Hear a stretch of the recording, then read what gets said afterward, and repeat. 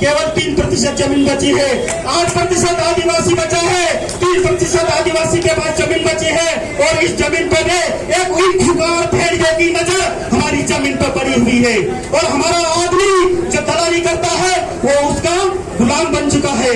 जो हमारा समाज का आदमी है, हमारे समाज का आदमी दुश्मन की सेना का सेनापति बनकर हमारे समाज को खत्म करने का प्रयास कर रहा है, उसको भी हमको देखने की जरूरत है। मेरे साथियों, आज जो हमारी विडंबना हुई है वो विश्व आदिवासी दिवस को और मजबूत करने के लिए है। ये अपने दिल में ध्यान से गाड़ बांध कर रखना मेरे साथियों, दुश्मन कितना पावरफुल है, एक एक करके हमारे समाज को कमजोर कर रहा है। उसके बाद अपने गठन के बाद संयुक्त राष्ट्र संघ ने यह निष्कर्ष निकाला कि दुनिया का वातावरण खराब हो रहा है, दुनिया का पानी प्रदूषित हो रहा है, दुनिया के जल जंगल जमीन खत्म हो रहे हैं। तो दुनिया में 800 करोड़ लोग हैं, उन 800 करोड़ लोगों को कैसे बचाएंगे? तो उन 800 करोड़ लोगों को बचाने के लिए प्राकृतिक संसाधनों को बचाना जरूरी है।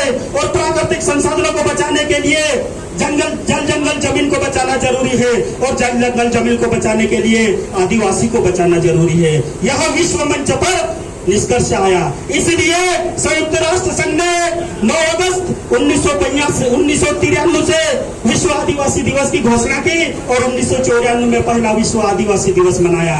लेकिन दुर्भाग्य की बात है कि पूरी दुनिया की सरकारें, पूरी दुनिया के देश और वहाँ की सरकारें विश्व आदिवासी दिवस मनाने के लिए पूरी दुनिया के लोग आदिवासियों को आर्थिक मदद कर रही है, पैसा दे रही है, उनके अधिकार दे रही है।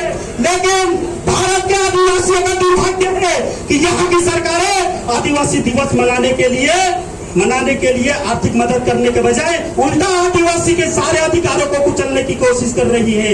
आदिवासी जो अधिकारों को कुचलने की कोशिश कर रही है, यहाँ तक कि हमारा आदिवासी जो राष्ट्रपति है वह भी गुलाम हो चुका है, वह भी बीजेपी का गुलाम हो चुका है, वह भी आरएसएस का गुलाम हो चुका है। उसकी जबान में ताला लग गया है। वो भी पूरे आदिवासी होने के बाद भी पूरे आदिवासी भारत के आदिवासियों को बधाई पत्र तक नहीं भेज पाई। उसके मुंह में ताला लगा दिया है। ऐसे ही जो तमाम हमारे आदिवासी नेता है जो आरएसएस में काम करते हैं, बीजेपी की गुलामी करते हैं, उनके मुंह पे भी ताला लगा हुआ है। इसलिए वो हमारे दुश्मन है, हमारा दुश्मन हमारे जो आदिवासी के जितने भी कार्यक्रम होते हैं उसको रोकने का प्रयास करते हैं। मैं उनको दावे के साथ यह कह रहा हूँ कि अगर तुम्हारा जमीन जिंदा है तो एक बार जय आदिवासी बोल के दिखाओ। जो आरएसएस में काम कर रहे हैं, जो बीजेपी की गुलामी करते हैं, जो राजनीतिक पार्टियों की गुलामी करते हैं, जो कांग्रेस की गुलामी करते हैं, उन सभी लोगों से मेरा निवेदन है, उन सभी नेताओं से मेरा निवेदन है कि तुम आदिवासी के गद्दार नेता हो। अगर तुम ईमानदार हो तो एक बार जय आदिवासी का नारा लगाओ। मालिक हमने इस देश का, यह मालिक बोलने में आपकी फटती है। मैं दावे के साथ इस मंच पर कह रहा हूँ। इसलिए मेरे साथियों, आज हमारे साथ हमारी सरकार भी नहीं है, हमारे साथ हमारे नेता भी नहीं है, हमारे साथ कौन है? आपकी जाबाज जो युवा शक्ति है ये हमारे साथ है। तो आपको अपनी शक्ति करनी पड़ेगी, आपको एकता दिखानी पड़ेगी, पूरे देश के आदिवासियों को एक होना पड़ेगा।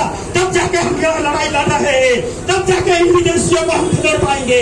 तो मेरे साथियों, हमारे समय भी हो गया है, हमारे और कोई वक्ता है उनको भी सुनना है। तो एक बार में फिर से जय जोहर का नारा दूंगा और आप इस देश के मूल मालिक है तो भारत देश हमारा है बोलेंगे। जय जोहर का नारा है, जय जोहर का नारा है, जोहर का नारा है। षड्यंत्रकारी लोगों से डरने की जरूरत नहीं है। जय आदिवासी।